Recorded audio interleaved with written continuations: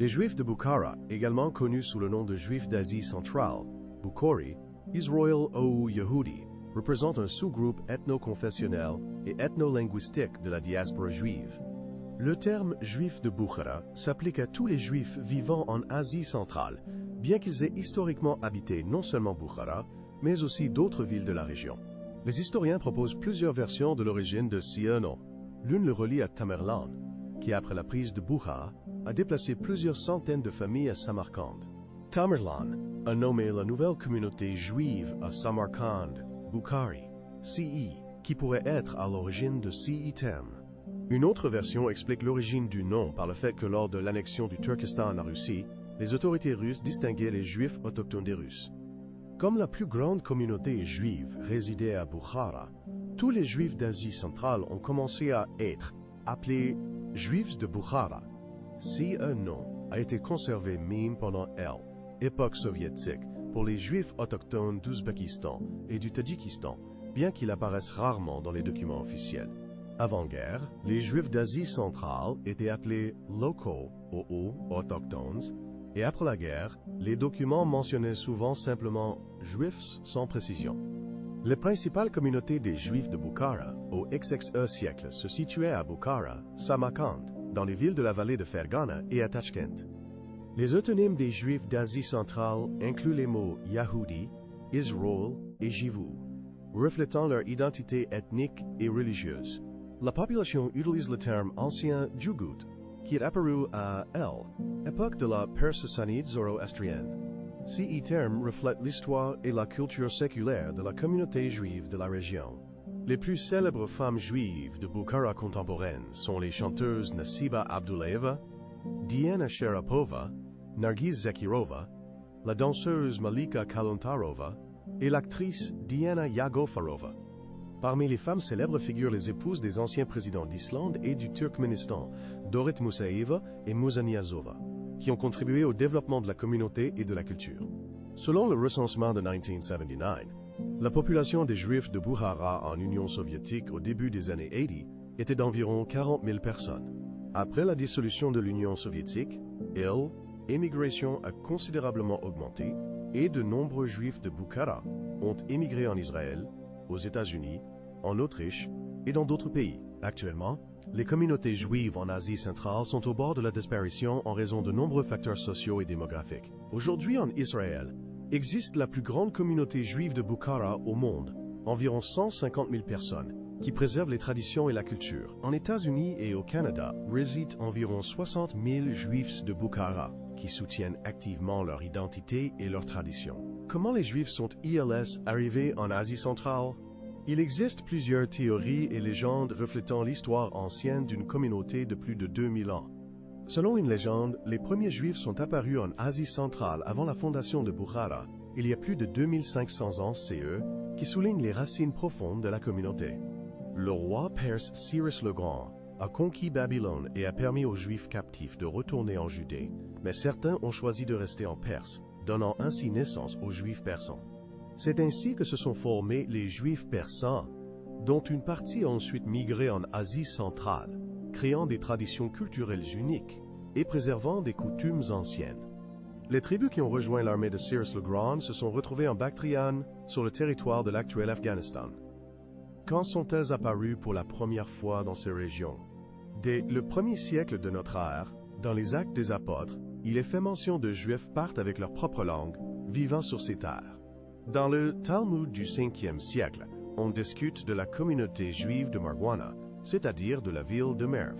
Là, le rabbin Shmuel bar Bisna ne reconnaissait pas comme cachées certaines boissons. Il visitait Merv probablement pour des raisons commerciales. Entre 1954 et 1956, des archéologues ont découvert des inscriptions juives pré-islamiques. Des ossuaires portant des inscriptions en hébreu, tels que Yosef bar Yaakov, ont été trouvés.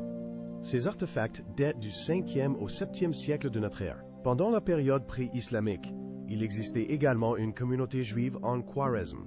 L'historien arabe At-Tabari mentionne un sage juif lors du siège de Khwarezm en 712.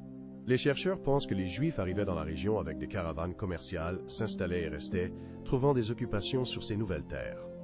Il existe une hypothèse selon laquelle les Juifs ont été amenés dans ces régions à El, époque des Achéménides pour développer El, économie, CE, que confirme l'activité commerciale ancienne de la région. Les historiens estiment également qu'après la défaite des Sassanides au VII siècle, de nombreux réfugiés, y compris des Juifs, ont quitté le territoire de l'Iran moderne. Ces migrations et ces liens commerciaux ont contribué à la formation de communautés juives en Asie centrale qui ont perduré pendant des siècles. Les Juifs de Bukhara parlaient et parlent le boukharien, un dialecte du persan et une variante juive du tadjik. La science moderne l'appelle judéo-tadjik. Les Juifs de Bukhara eux-mêmes appellent parfois leur langue Bukhari. Dans les années 1920-1930, on a tenté de distinguer le Bukhari comme une langue à part entière avec sa propre grammaire et écriture. Une écriture spéciale a été créée d'abord en alphabet latin, puis traduite en cyrillique, bien que les Juifs écrivaient auparavant avec des lettres hébraïques. Ceci était une tentative de fixer l'unicité de la langue. À la fin des années 1930, la politique a changé. On a cessé de considérer la langue judéo-bukhari comme distincte, et la publication de livres et journaux en cette langue a été arrêtée en URSS. Les Juifs de Bukhara entretenaient des liens avec d'autres communautés juives. Dans la seconde moitié du XIXe siècle, beaucoup partaient en pèlerinage à Jérusalem, souvent des personnes âgées. Les Juifs de Bukhara prient selon les Sidurim séfarades orientaux, mais beaucoup de prières sont chantées avec des mélodies traditionnelles, conservant l'unicité de leurs pratiques religieuses. Comme dans d'autres communautés orientales, les Juifs de Bukhara ont popularisé la poésie kabbalistique et mystique en hébreu ancien et en judéo-bukhari. Dans El, émirat de Bukhara, le statut des Juifs était traditionnel pour le monde musulman. Aïels étaient considérés comme des gens du livre, selon la loi islamique, CE, qui leur assurait une certaine protection. Les chrétiens et les Juifs étaient interdits de conversion forcée à l'islam, mais ALS payait un impôt spécial, la jizya, CE, qui faisait partie de leur statut dans la société islamique. À Bukhara, il existait des restrictions pour les non-musulmans concernant les vêtements et la hauteur des bâtiments.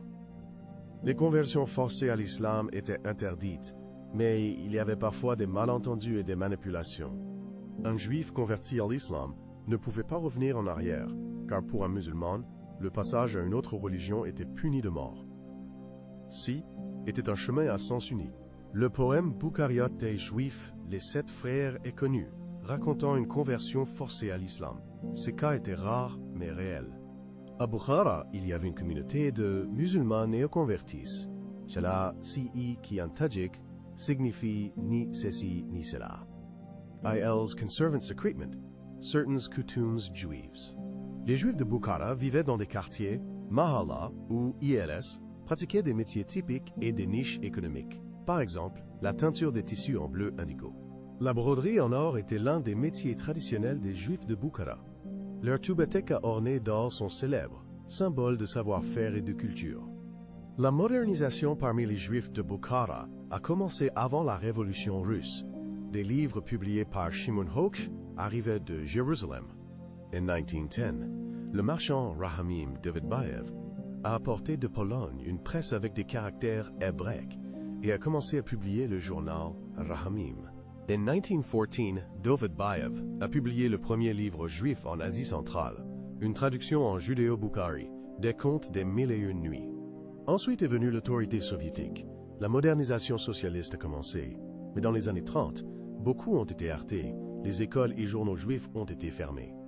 La langue judéo-locale a été retirée de la liste des langues des peuples de l'URSS. Elle a cessé d'être utilisée officiellement et a disparu du système éducatif.